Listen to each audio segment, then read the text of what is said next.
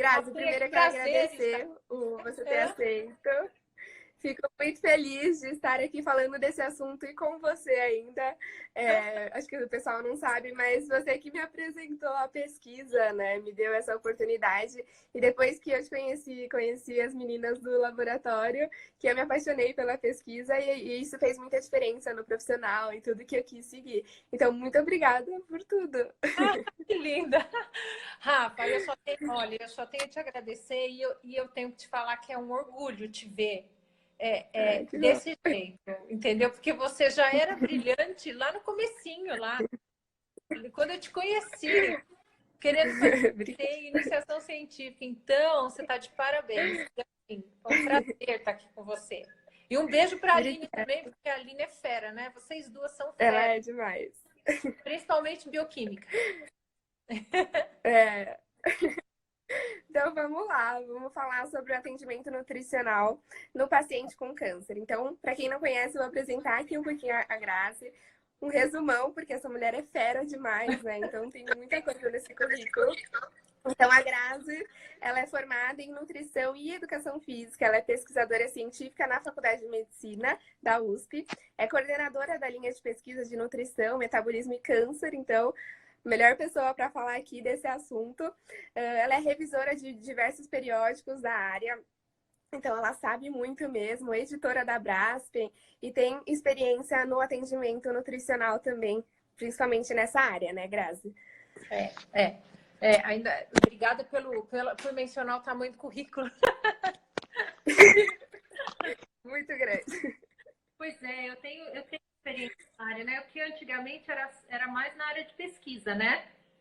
Agora, de um tempo para cá, eu tive a feliz oportunidade de trazer a pesquisa para a prática clínica. Perfeito, legal. É uma oportunidade da gente, na verdade, vivenciar assim, o que dentro da teoria funciona na prática, né? Sim, que é diferente muitas vezes, né? A gente conseguir aplicar o que está ali no estudo, às vezes parece tão fácil o que está na teoria, mas quando a gente vai aplicar de verdade é completamente diferente, né? Então, como que... Cálculo, né? É bem diferente. Então, Grazi, conta pra gente como começar nessa área, como que é o passo a passo do atendimento do paciente com câncer, qual que é a sua experiência? Então, Rafa, você sabe que eu fiz eu até pontuei algumas coisinhas aqui para eu não esquecer de falar, né? Então, assim, a Perfeito. gente pode até resumir mais ou menos uns 8 passos, tá? Que, na verdade, eu adotei na minha prática clínica. Então, Uhum. a primeira coisa, quando a gente recebe um paciente com câncer, a gente tem que, antes de pensar em toda aquela base nutricional, a gente precisa pensar num acolhimento. Uhum. Principalmente por causa da doença, né? Sim. Então, assim, sempre lembrar, ele provavelmente acabou de receber um diagnóstico de câncer Uhum. e muitas pessoas não sabem o quanto isso pode ser grave ou não. Então, a primeira coisa é você acolher o paciente e muitas vezes tá mais do que falar. Sim, ter essa empatia, né? Então é um momento muito delicado. A gente tem que saber estar ali pronto, ouvindo. Então, assim, essa primeira consulta, normalmente a minha primeira consulta com pacientes com câncer duram quase que 2 horas. Uhum, perfeito. Muito mais. Porque tem alguns pontos Uhum, importantes, principalmente para a gente conduzir o tratamento nutricional, né? sim. Então a primeira coisa é a gente ouvir o paciente e acolher, não julgar, né? Aí a segunda coisa é você tentar entender qual rotina que ele está inserido. Então, assim, como é que é agora a rotina dele? Antes de ter o diagnóstico e como Uhum, é que ficou, né? Ele ainda está tentando trabalhar, ele fica em casa, né? Depois que a gente começa a entender a rotina dele, a gente vai entender, o terceiro passo é entender como a alimentação entra dentro dessa rotina. Tentar entender quem é que cozinha, se tem uma pessoa que ajuda, né? Se tem uma pessoa que vai uhum, agora, né? sim. e como que funciona também essa rede de apoio. Então, assim, a família apoia incondicionalmente e também está determinada a fazer mudanças num contexto geral, né? Sim. Desde participar do Hum, tratamento, ao tratamento. Existem muitos casos, principalmente câncer de mama, em que os maridos abandonam as mulheres. puxa, difícil, né? Então, para você ver como a gente tem que contabilizar essa rede de apoio. Por quê? Porque isso vai dizer para a gente qual é o tipo de abordagem que você vai ter que ter com relação ao alimento. Porque Uhum. entender qual é o papel do alimento dentro daquela rotina, dentro da vida daquele paciente, né? Ele faz parte da Sim. alimentação ou ele está envolvido num aconchego? Uhum. Já começa a ter os primeiros insights de como você vai lidar com esse paciente. Perfeito. Depois que a gente conhece, então, todo esse conjunto de informações mais ligados à vida dele, aí a gente pode partir para uma anamnese física, Hum. que é dentro, né, depois que a gente conhece a rotina, aí você vai falar, bom, vamos ver como é que essa composição corporal, quer dizer, de tudo que ele Tá. me, né, da rotina Sim. dele, como é que isso se traduz dentro da composição corporal dele? Sim. Existem vários métodos, então essa pode ser o nosso quarto passo, né? Hum.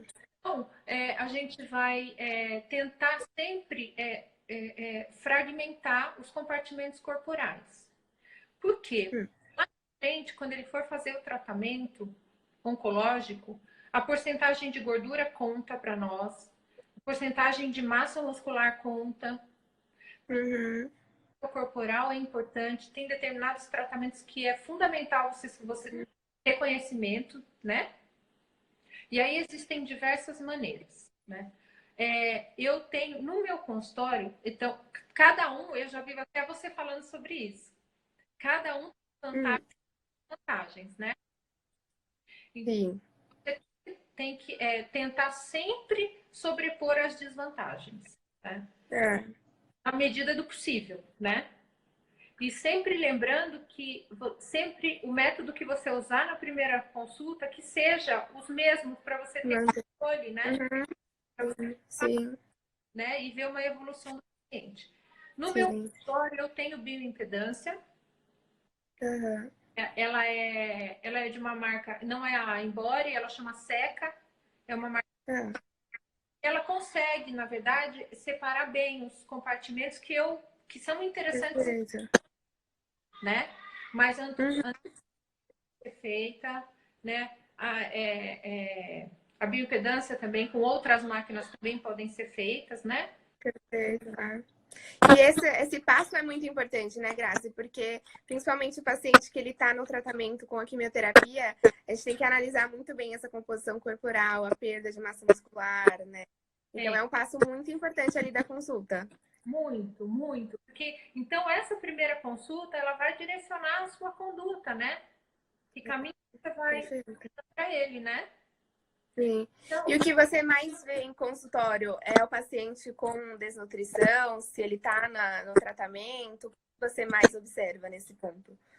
na verdade, bom, depois que eu faço a anamnese, eu vou conhecer os tipos de tumor e o tratamento, né?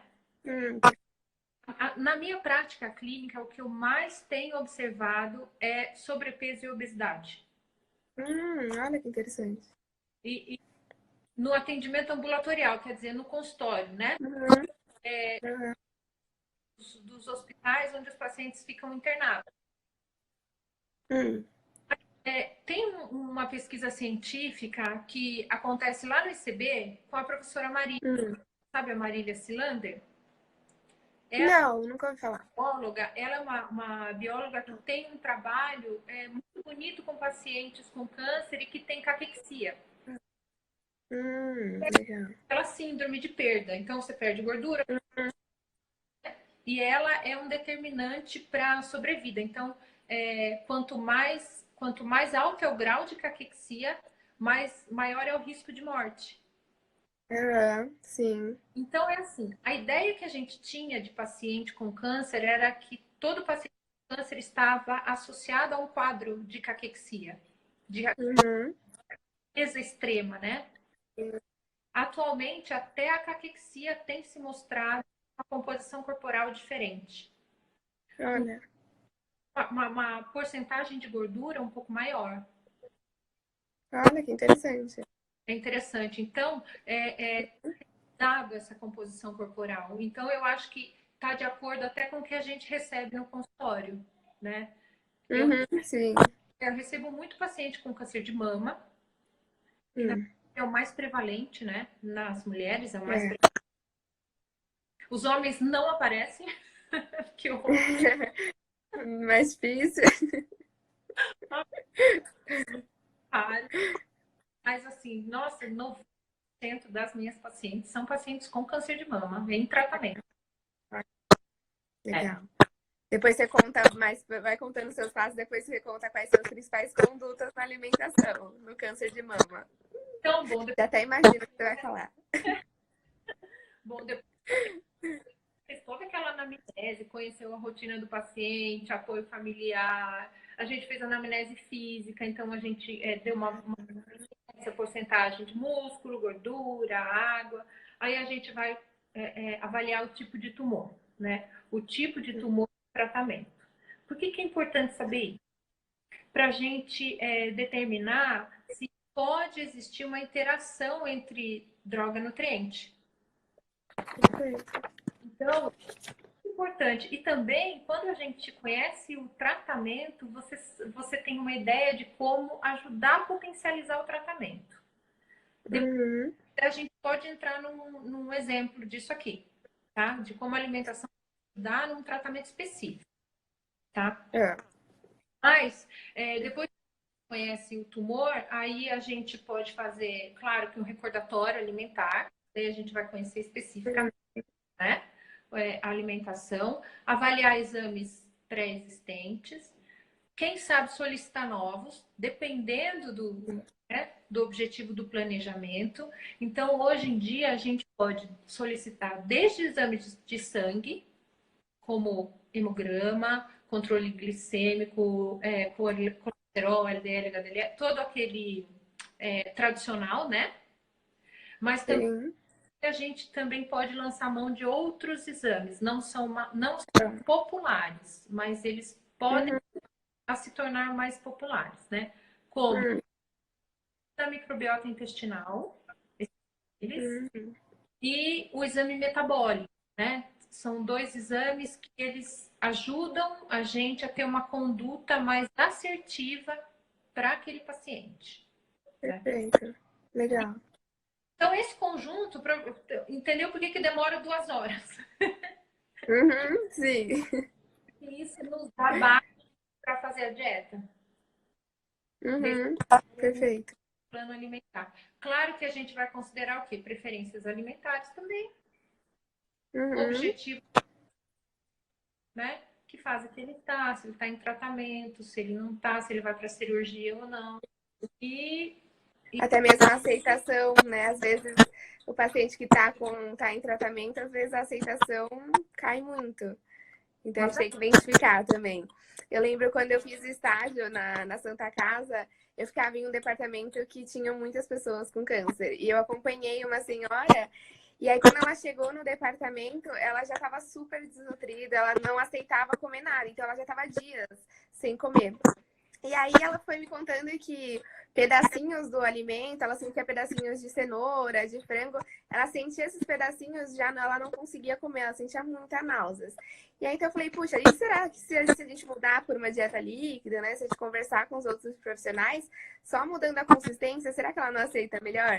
Meu, e foi linda a evolução, porque tudo bem líquido, né? Bem sem textura de pedacinhos de alimento, ela aceitou muito bem. E assim, foi uma progressão linda, foi perfeito. Então, só da gente identificar, às vezes, uma mudança de consistência, o quanto que isso faz a diferença e pode ajudar muito nesse paciente, né? Então, é um ponto muito importante. sabe, essa plasticidade de falar assim, vamos nos adaptar ao que pode ser melhor naquele momento. Você não precisa ser perfeito, né? Mas assim, o que pode ser bom Sim. Porque eu tenho que fazer uma conduta e ela tem que aceitar, incorporar essa conduta. Uhum. Então, e aí a Sim. gente consegue chegar num denominador comum e caminhar junto. Então, o nutricionista. Por isso que é muito interessante quando a gente compara a teoria da prática, né? É. Porque você tem todos aqueles cálculos de quantidade de caloria, área, não sei o quê, tudo muito definidinho, mas chega na prática, às vezes você consegue colocar, Sim. mas às vezes você não Sim. consegue, né? Sim. Será que ele vai seguir, né? Que ele vai atingir tudo isso? No papel é lindo, mas será quanto que eles vão conseguir comer? Quanto que eles estão dispostos mesmo a tentar, né? É um momento delicado. Eu tenho pacientes que têm enjoo até do celular. Olha, É. Ela falou assim, ah, eu pegar no celular que me dá enjoo. Então, assim, são olha que situações. difícil. Eu falei, ah, isso é sério. Isso é bom. E Grazi, qual que é a principal conduta nesse paciente que ele sente muito enjoo devido ao tratamento? Ah, então, quando a gente fala de enjoo, então é assim, quando a gente fala de enjoo, a gente tem que pensar no tratamento, né? Então, vamos pegar um exemplo que é muito comum, que é a quimioterapia, né? Então, a quimio Sim. é o principal causador dos enjoos. Por quê? Uhum. Porque a quimioterapia, quando ela é administrada, ela tem o objetivo de lesar a célula tumoral, né? Que é uma célula muito rápida.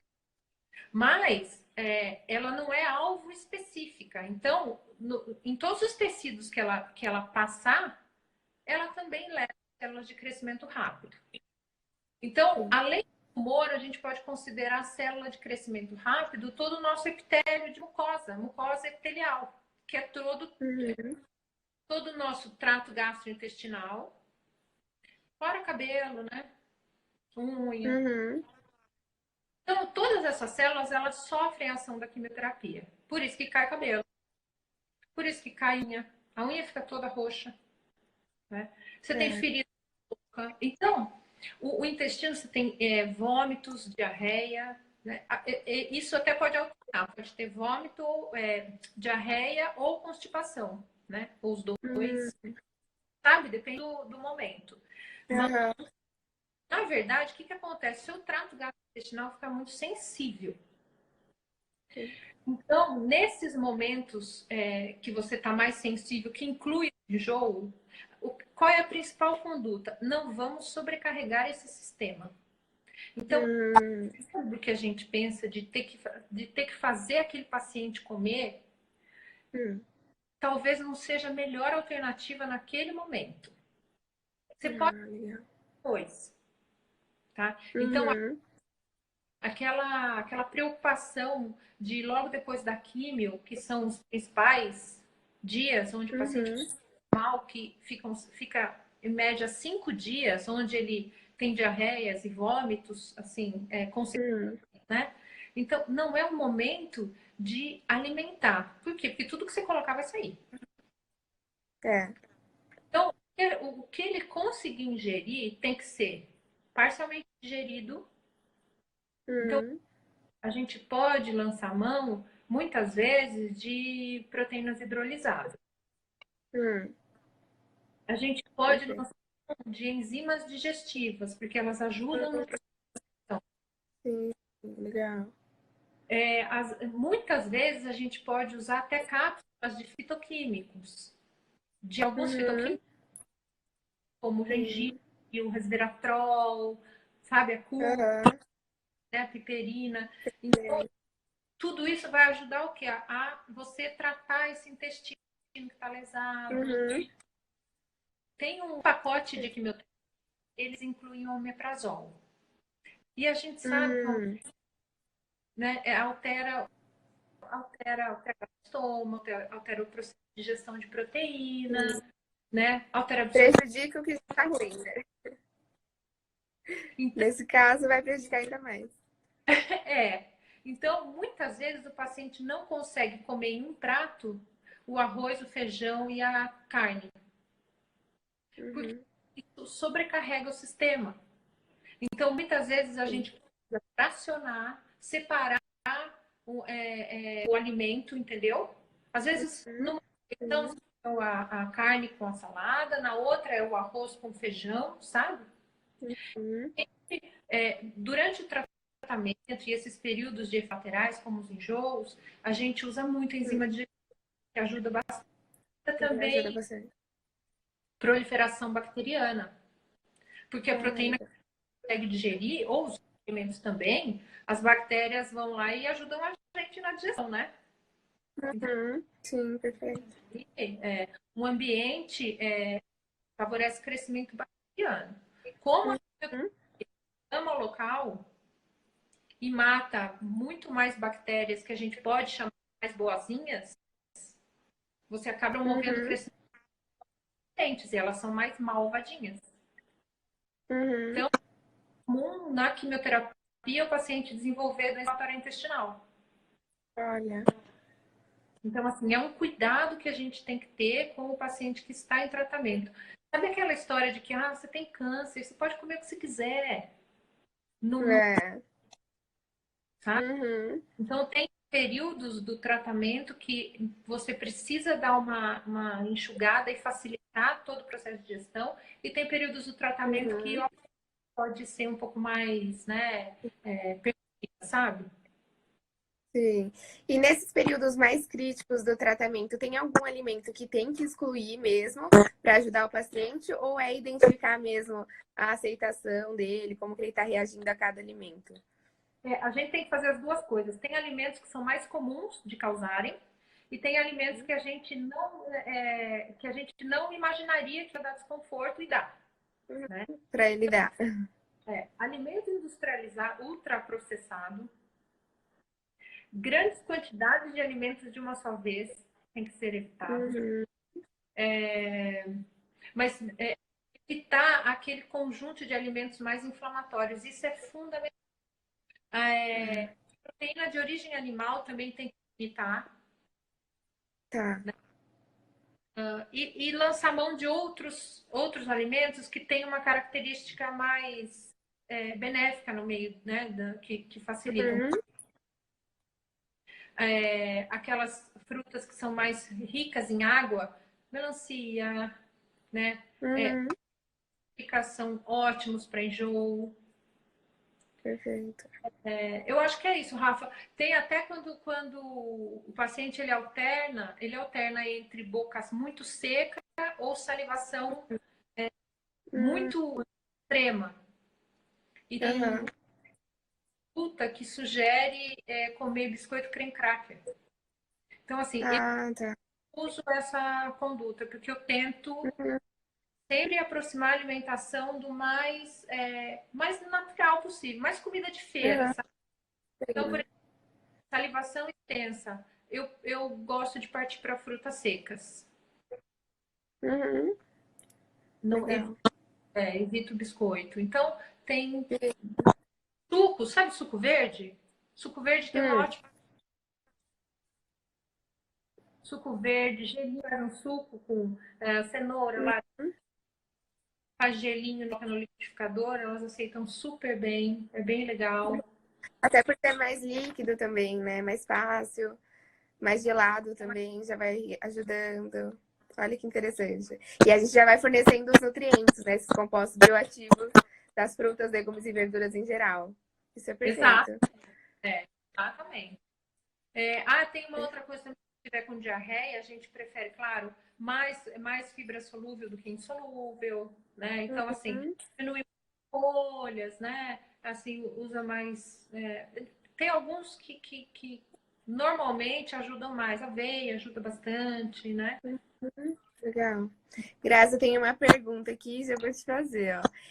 Kefir ajuda no cuidado da microbiota intestinal desse paciente? Como Você que acha é? interessante o kefir? O kefir ajuda no cuidado da microbiota intestinal? Olha, a microbiota intestinal é assim. O kefir, se ele ajuda, eu não uso. Eu não uso probiótico, Uhum. kefir, não uso. Eu uso alimentos que contêm bactérias. Uhum. tem que eu digo podem que não tem um controle microbiológico muito grande. Porque, por exemplo, o iogurte fermentado, ok. Nível, ok, sabe? Mas Sim. você tem que proliferar e você consegue, e você toma no kombucha e você usa o que eu acho arriscado. Porque assim, Nesse bactéria. paciente, ainda mais.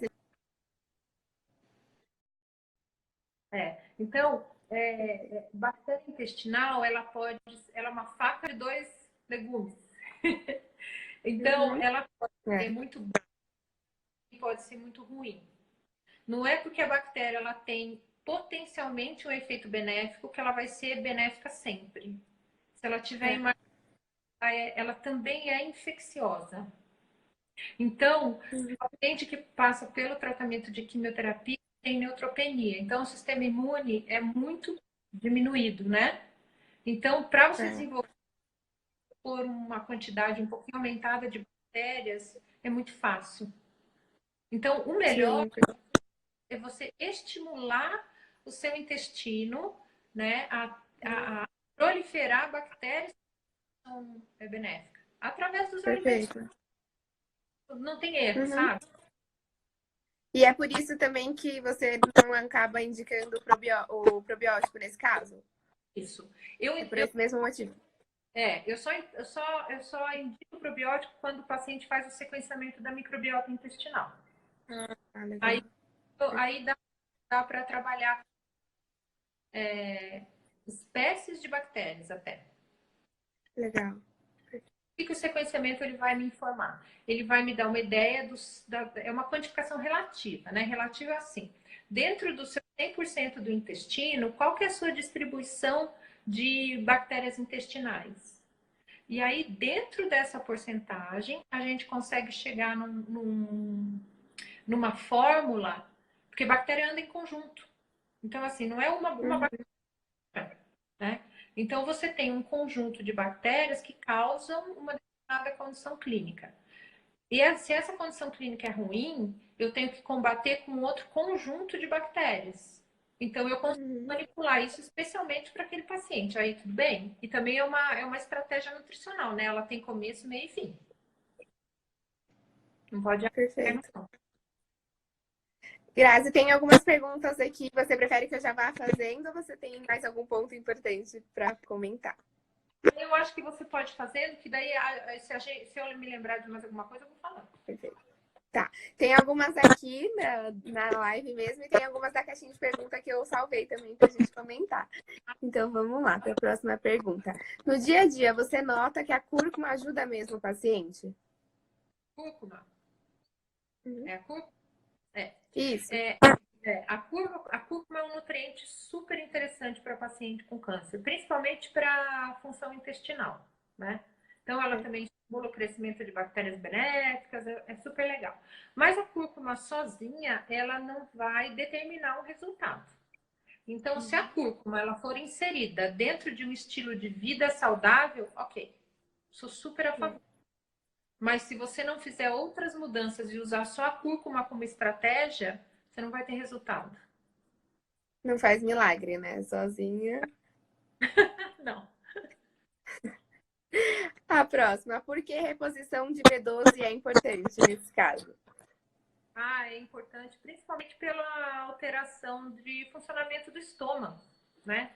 Porque você Uhum. começa a ação da vitamina B12 no estômago. E quando você trata com quimioterapia, né, a quimio, um dos efeitos é lesar o estômago, e aí o profissional da saúde sempre indica o omeprazol. Então, o uso crônico do omeprazol muda o pH do estômago e você dificulta a absorção da vitamina B12. Então, normalmente você tem queda de B12, então tem que repor. Perfeito. A próxima. A quimioterapia que prende o intestino, quais alimentos legais para soltar? Mais uma vez, isso é muito individual, porque tem gente que só Uhum. a gente pode só com goiaba. Então, na verdade, é uma brincadeira assim, meio de tentativa e erro.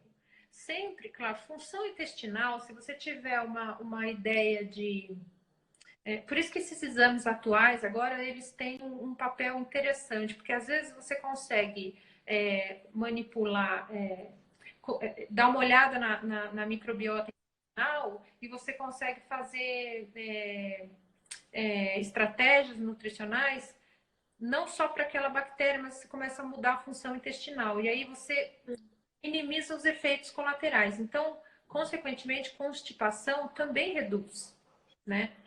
Outra coisa que é importante para evitar constipação, atividade física. É essencial. Na verdade, atividade física é essencial para controlar qualquer efeito colateral da quimioterapia. Ela é de fundamental importância, né? Mas para constipação, atividade física, beber bastante líquido, alimentos ricos em fibra, né? São aquelas orientações gerais, né? Sim, perfeito. Tem mais duas aqui, ó. Depois eu parto para as perguntinhas dos stories. Boa noite. Tive câncer de mama e agora tomo bloqueador hormonal. Preciso de uma ingestão maior de cálcio. Posso tomar leite ou é contraindicado? Então, o leite não é contraindicado. Então, assim, não existem estudos que batem o martelo e falam assim, não, leite não é indicado para paciente com câncer. O que acontece que, às vezes, no tratamento quimioterápico, quando o intestino ele está mais sensível e ele está agredido por causa da quimioterapia, alguns alimentos podem ter um potencial maior de causar agressões. E aí eu incluo nutrientes como glúten, algumas proteínas do leite. A lactose pode fazer isso? Ah, até pode, né? A gordura do leite faz mais do que ela pode ter um potencial mais inflamatório do que propriamente a lactose, né? Então, assim, então, quando você tem um intestino que está mais fragilizado, os alimentos eles podem ter um potencial maior de agredir. Então, se você sentiu desconforto com aquele alimento, aí é melhor você tentar substituir, né? E também tratar o intestino, né?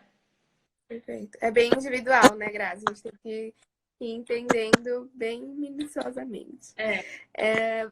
Uma pergunta você já comentou um pouquinho sobre. Você recomenda o consumo de alimentos ricos em resveratrol? Ah, muito. Resveratrol é Uhum, maravilhoso. perfeito. A próxima pergunta. Pode suplementar vitaminas e minerais manipulados caso o paciente apresente deficiência ou tem que tirar do próprio alimento? É claro que assim, sempre quando é comida é melhor, né? Mas os suplementos eles vieram para nos ajudar em alguns momentos, então a gente pode usar.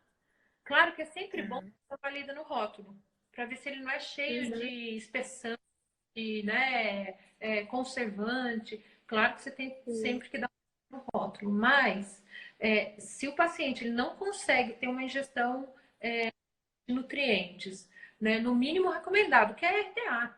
Então, assim, não tem segredo, né? A recomendação com câncer é a recomendação de paciente normal, né? Salvo algumas exceções. Mas, de maneira geral, é isso. Então, se o paciente ele está perdendo peso, ele tem um IMC de desnutrição, aí você tem que usar suplemento, porque você tem que recuperar o peso. Não tem problema nenhum, né?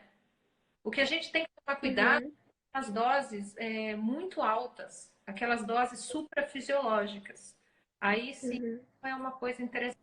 Por exemplo, excesso de vitamina C pode acidificar a urina e ajudar e favorecer na formação de cálculo, né? Então, Uhum.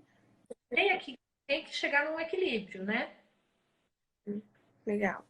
Então vamos para as próximas perguntinhas. A maioria você já respondeu, então eu vou pular alguma. Deixa eu ver.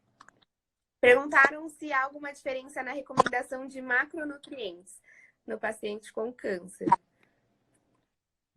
Eu acho que é uma boa para a gente responder até um pouquinho de outro jeito.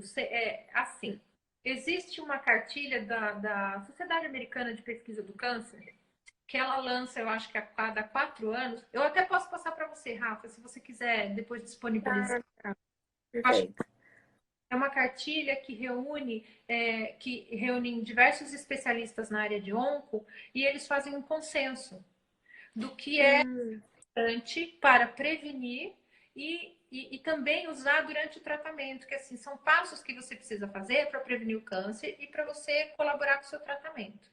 Inclusive, sobreviventes do câncer, eles também devem seguir esses passos. Quais são eles? Mantenha-se ativo. Então, tem que fazer atividade física, né? Mantenha o peso saudável. Coma frutas, verduras e legumes. Limite o consumo de alimentos ultraprocessados. Limite o consumo de carne vermelha e carne embutida, né? Limite o consumo de bebidas açucaradas. Limite o consumo de álcool. Se você é mulher, amamente até o sexto mês. Né? Cuidar de suplementos que têm doses muito elevadas de vitaminas. Né? Então, esses são os principais fatores que podem... controle de estresse, fundamental. Né? Tenha noites de sono. Então, esses são os pilares do estilo de vida que vale para prevenir não só o câncer, né, mas todas as doenças. Mas, por que eu estou destacando isso? Porque a alimentação ela está inserida dentro desses passos.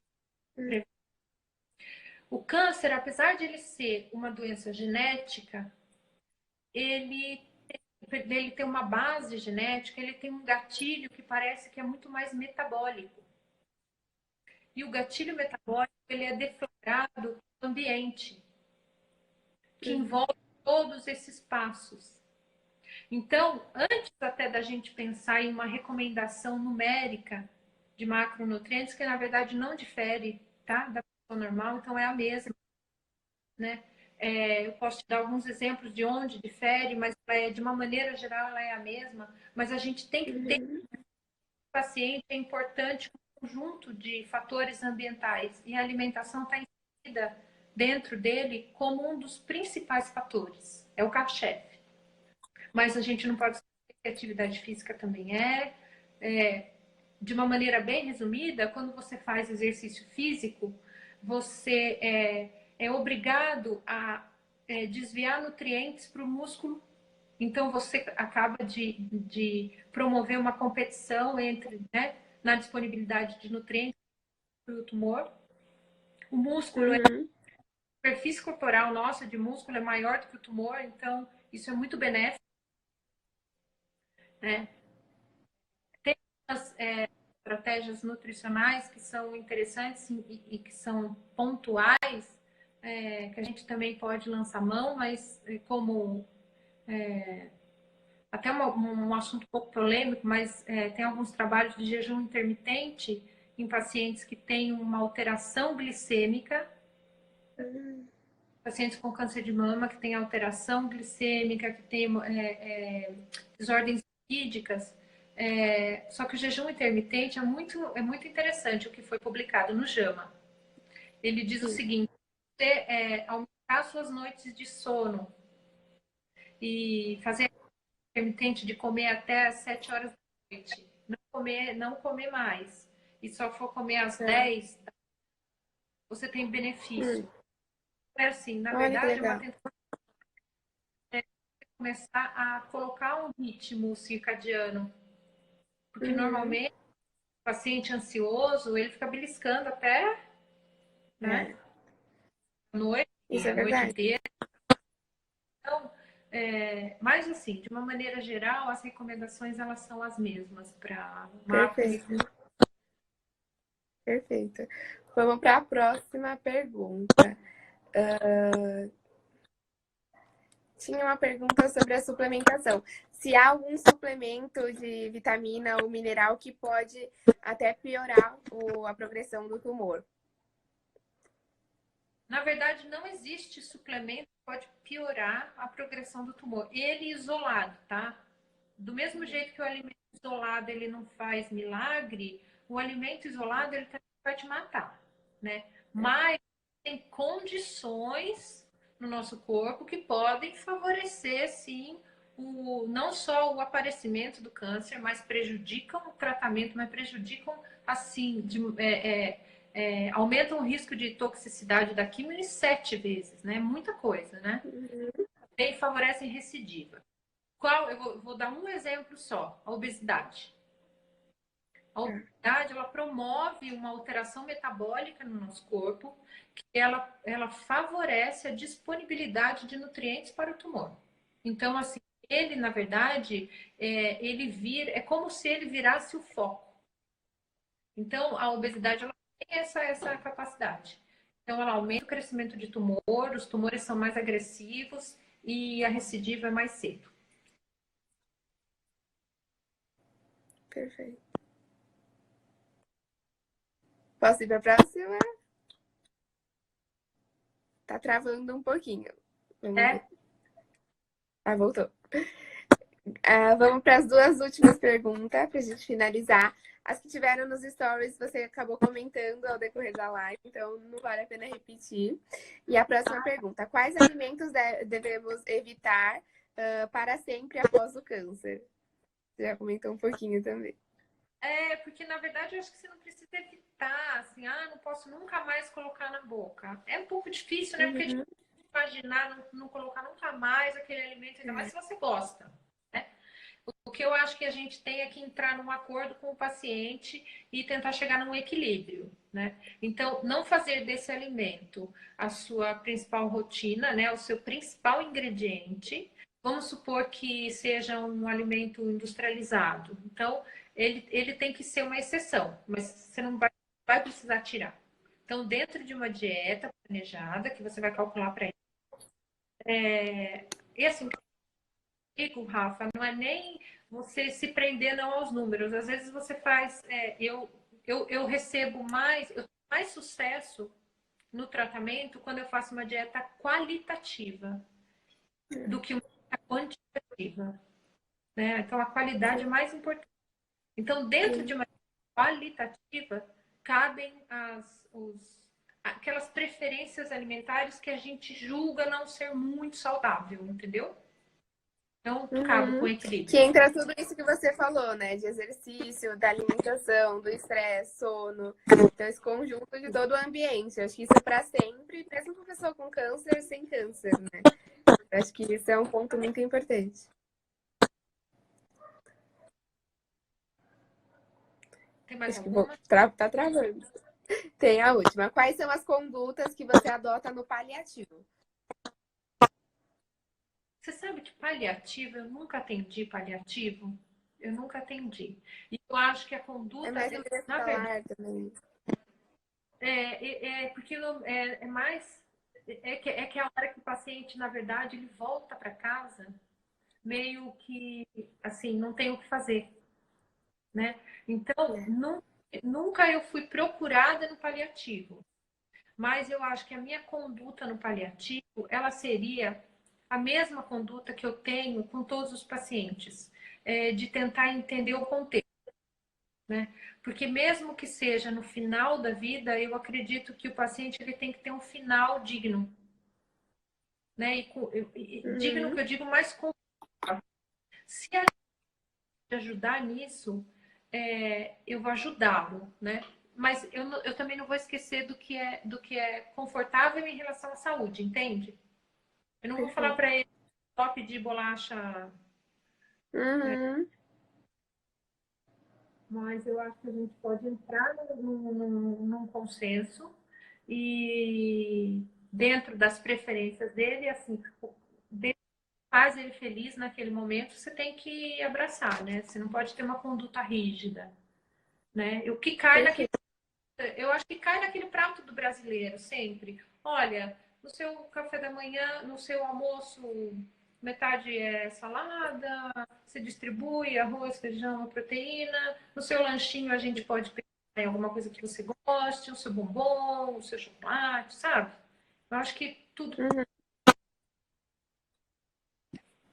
Perfeito. Acho que finalizamos, Grazi. Em resumo, o que deu para a gente perceber que nesse caso entra, não é só um nutricionista, nessa área específica a gente vê que tem muita nutrição comportamental, nutrição clínica, tem que saber dessa interação fármaco-nutriente, de toda a parte de mecanismos, né? Principalmente desse desenvolvimento moral. Então, assim, é um mundo atrás de todas essas condutas. Então, muito obrigada. Deu para a gente aprender muito sobre esse assunto. Tenho certeza que todo mundo que assistiu adorou. E muito obrigada, Grazi, pela oportunidade. E sabe, depois eu vou passar para você.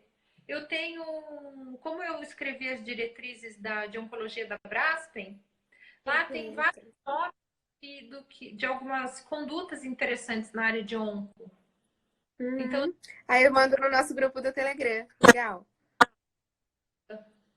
manda assim, eu acho que vai ser legal. Então, é um documento simples, que todo mundo tem acesso e você pode também tirar algumas condutas dali. Acho que vale super a pena. E, Tá. Rafa, eu queria te agradecer de coração. Adorei e agradecer todo o pessoal que ficou com a gente agora, né? Eu já até li nominhos ali. Minha amiga Camila, a Fran, nossa, Fran linda. Nossa, várias pessoas, o Gabriel. Um beijo, viu? Adorei, adorei. Obrigada, eu amei. Então, beijão e até a próxima. Próxima. Tchauzinho. Tchau, tchau.